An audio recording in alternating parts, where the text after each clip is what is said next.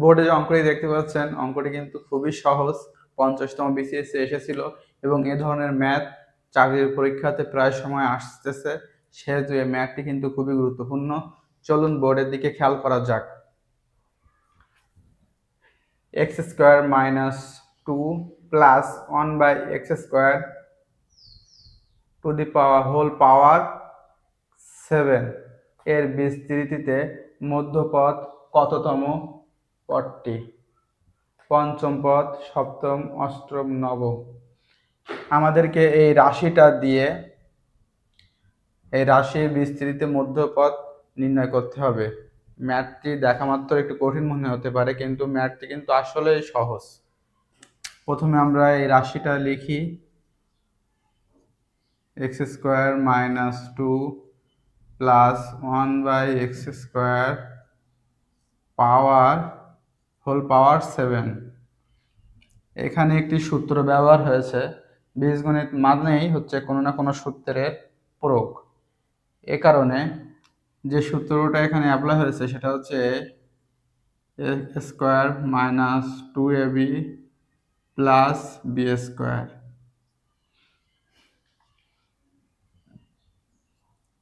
a plus a minus b whole স্কোয়ারের সূত্র এইখানে প্রয়োগ হয়েছে। সেটা আমাদেরকে প্রথমে কি করতে হবে খেয়াল করেন। প্রথমে এইটা যেহেতু এভাবে আছে, আমাদেরকে এইরকম একটা আকৃতিতে নিয়ে আসতে হবে। সেইটা আনতে গেলে প্রথমে আমরা এইটাকে এর এই স্কোয়ারটাকে বাইরে পাঠিয়ে দিলাম এবং এর এই স্কোয়ারটাকেও আমরা কি করলাম, 1/x লিখে ব্র্যাকেট দিয়ে বাইরে দিলাম। এখন সূত্র অনুযায়ী কি -2। এবার এখানে একটা x দিলাম a, আর 1/x হচ্ছে কি b। দেখেন তাহলে এই সূত্রের সাথে কিন্তু মিলে গেছে। এই হচ্ছে কি স্কোয়ার, এ হচ্ছে স্কোয়ার, এ হচ্ছে b² -2a, আর এটা হচ্ছে b। এখন বাইরে কি ছিল? বাইরে ছিল হচ্ছে আপনার বাইরে পাওয়ার ছিল 7টা আমরা লিখে দিলাম। এখন এইটাকে কি আমরা যেমন এইটাকে এইভাবে লেখা যায়, এবার কিন্তু আমরা এইটাকে এইভাবে লিখতে পারি যে x - 1/x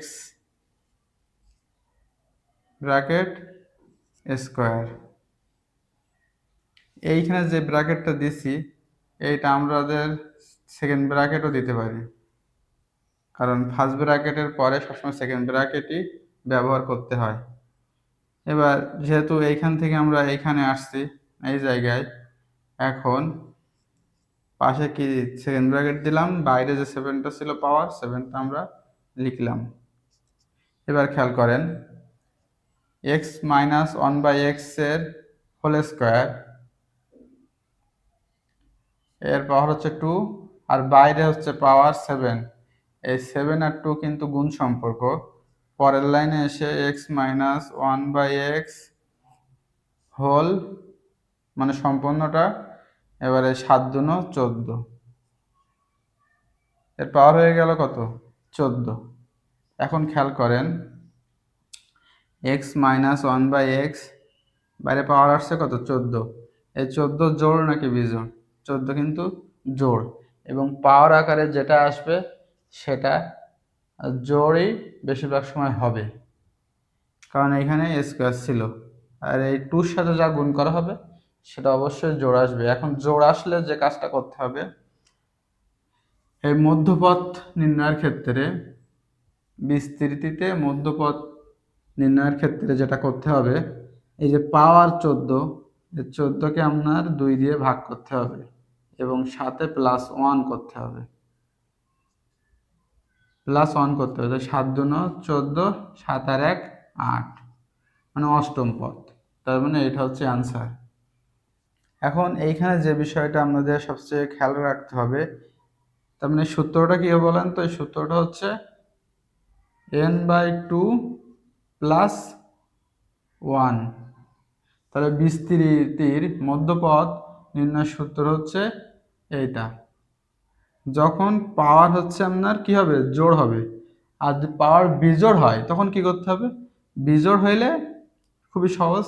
মনে করেন যদি 7 হতো, তবে যদি 7 হতো, 7টা থাকতো, পাওয়ার 7 হতো, তখন মনে করেন 1 2 3 1 2 3 4 5 6 7, সামনের থেকে 3টা বাদ, পিছন থেকে 3টা বাদ, তাহলে এই মাঝখানে 4 নম্বর পদটি হতো আপনার অ্যান্সার 4, চতুর্থ পদ। কিন্তু এখানে আছে কত, 14 হওয়ার কারণে আপনার এই n/2 + 1, এনের জায়গায় 14 বসলো, 14কে 2 দিয়ে ভাগ, 7 + 1 8, অষ্টম পদ অ্যান্সার। কিন্তু বিজোড় হইলে কি হতো, বিজোড় হইলে মিডিল যেটা সামনের থেকে বাদ, মনে করেন এখানে 15 যদি হতো, 15 হইলে কি হতো, সামনের 7টা সংখ্যা বাদ, পিছনের 7টা সংখ্যা বাদ, মাঝখানের যে সংখ্যাটা অষ্টম পদ, অষ্টম পদটা অ্যান্সার হতো। কিন্তু জোড় হইলে, তখন জোড় হইলে এই পাওয়ারটাকে 2 দিয়ে ভাগ করতে হবে, আর সাথে একটা 1 যোগ করে দিতে হবে। এইটাই কিন্তু নিয়ম। আশা করি গণিতটি বুঝতে পেরেছেন।